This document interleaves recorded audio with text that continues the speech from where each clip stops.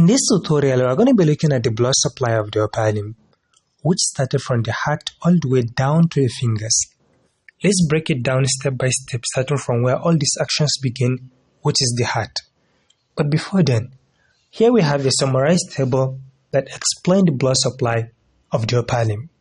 Notice that the blood supply actually starts from this place, which is the left ventricle of the heart.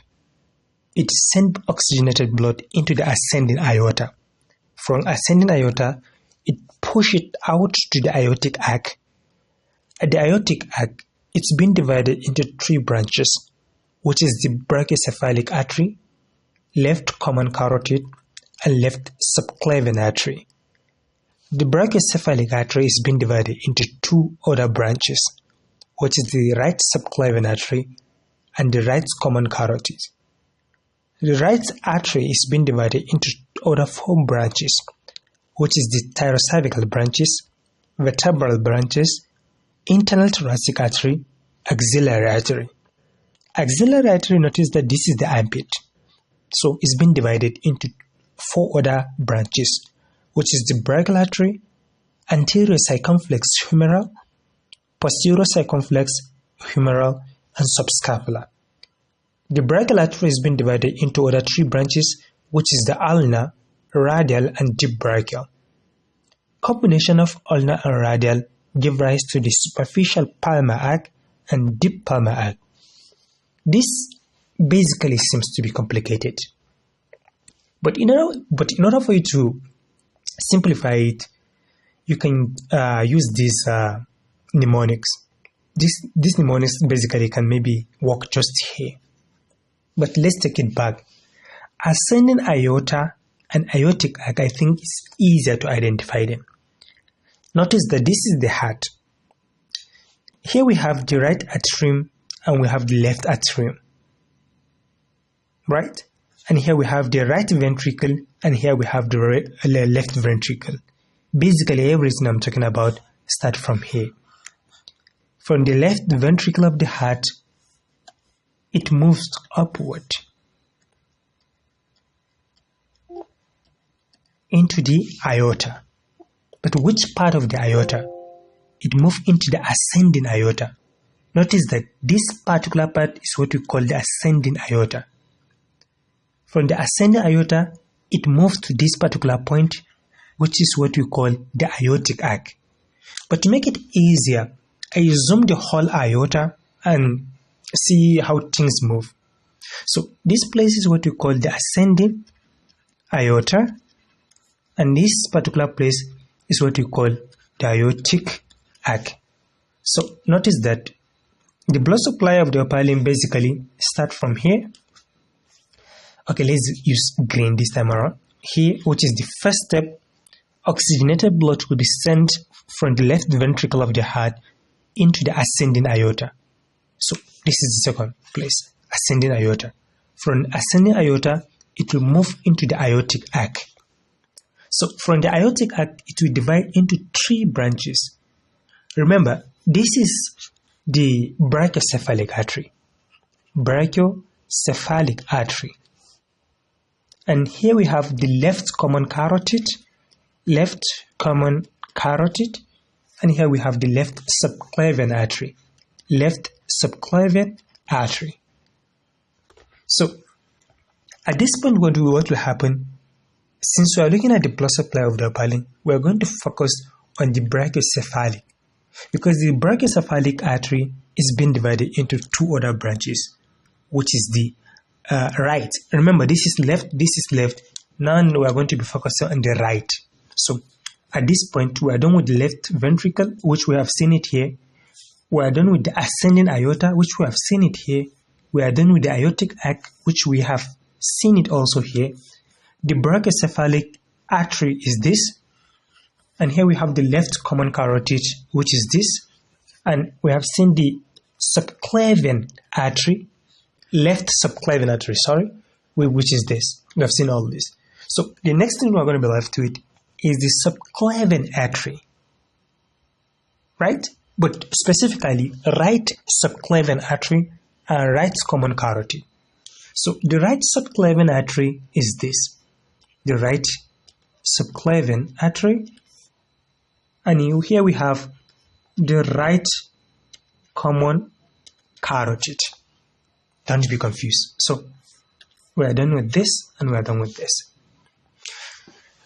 At this point, what we are going to be focusing is the axillary artery, right?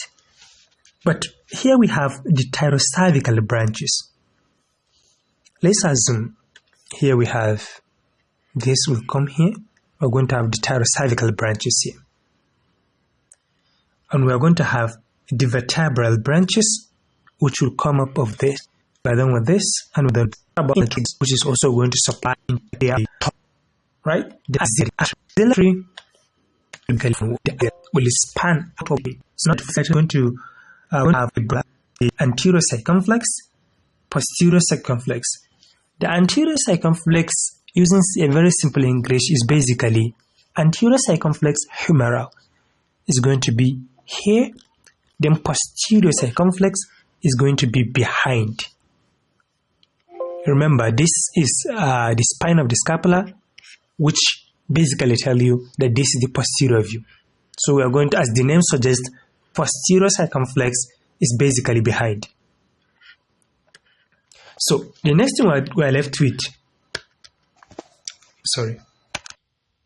but before then, let's go back a little bit and talk about the subclavian artery, which is this. So notice that this subclavian artery basically runs like below the collarbone, just a little bit. It enters the armpit into the upper arm. So it is called the brachial artery. So meaning that we're going to have a subclavian. Let's say here we have the subclavian artery. So the subclavian artery is going to enter the armpit, and the moment it enters at this point, we call it the brachial artery.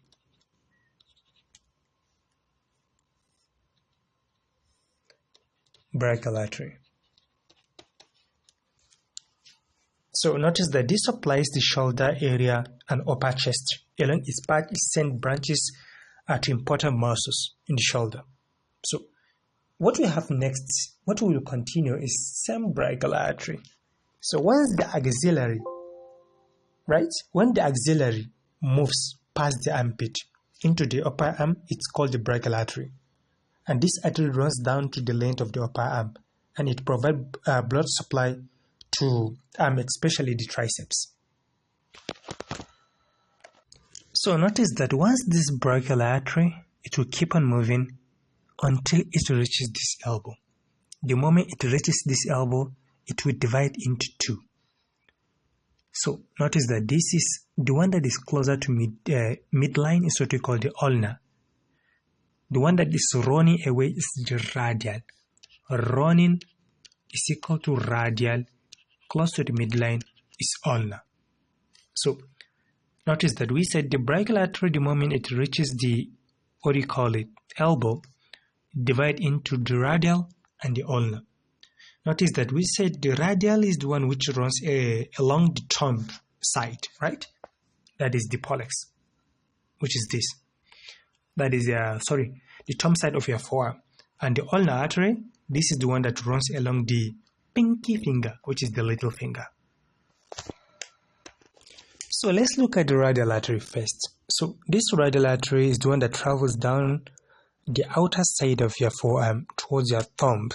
You might recognize this artery because it is where you feel your pulse near the wrist. So this artery feeds most of the muscles and the skin of the thumb side of the arm. I'm talking about this particularly. So we say this will keep on moving. Let's stop here first and let's talk about the ulnar now. So what is remaining here is now the ulnar artery. So on the opposite side, the ulnar artery runs down the pinky side of the forearm.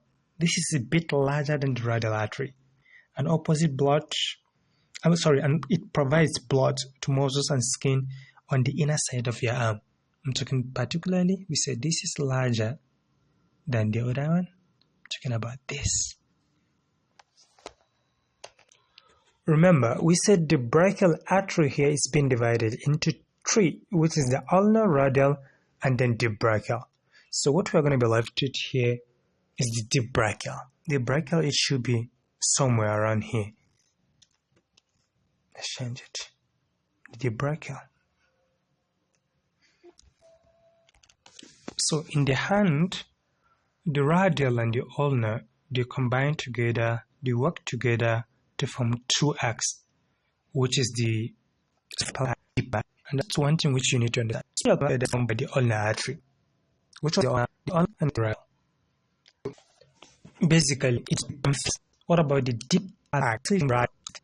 Ulnar, so this is deep by the radial. From parts of the arm. The deeper one is special. So, when from arteries of supply its fingers, these are called digital arteries, and these tiny arteries make sure every part of your fingers get oxygen and nutrient it needs. So we said we have the deep palmar arc, and we have the superficial, and we have these are the branches that come off of them, and these supply oxygen and nutrient to all part of our hands. So this is very helpful. Do is the description button. But thank you for watching, and see you next time. In this tutorial, we are going to be looking at the blood supply of the upper limb, which started from the heart all the way down to your fingers. Let's break it down step by step, starting from where all these actions begin, which is the heart. But before then, here we have a summarized table that explains the blood supply of the upper limb. Notice that the blood supply actually starts from this place, which is the left ventricle of the heart. It sends oxygenated blood into the ascending aorta. From ascending aorta, it pushes it out to the aortic arc. At the aortic arc, it's been divided into three branches, which is the brachiocephalic artery, left common carotid, and left subclavian artery. The brachiocephalic artery is being divided into two other branches, which is the right subclavian